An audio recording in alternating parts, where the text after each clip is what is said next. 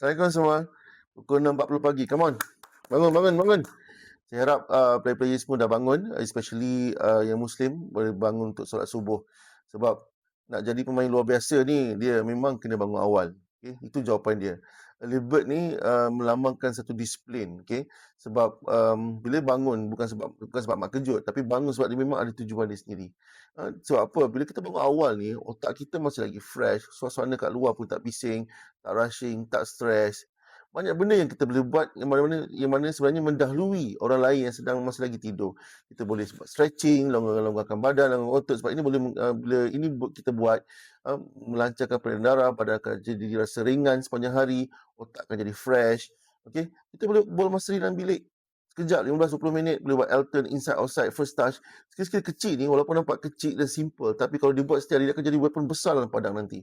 Ketiga, tutup mata sekejap. Cuba bayangkan, kita berada dalam game, kita kontrol bola dengan baik, bayang kita passing dengan baik, kita confident dalam padang. Sebab game ni sebenarnya ia bermula before kita masuk dalam padang lagi. Ia bermula dalam kepala kita.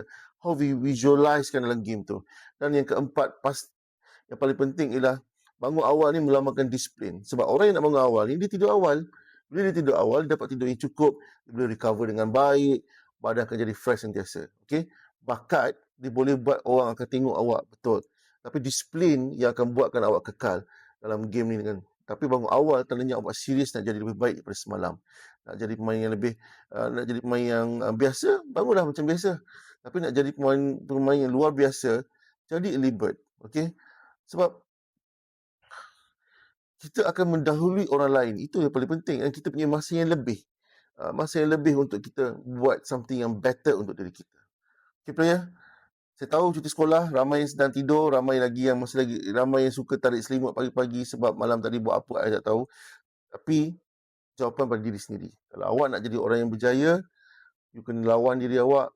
Come on, bangun pagi, get yourself ready. Kalau tak training sekalipun, you must get yourself ready every single day. Okay? Assalamualaikum.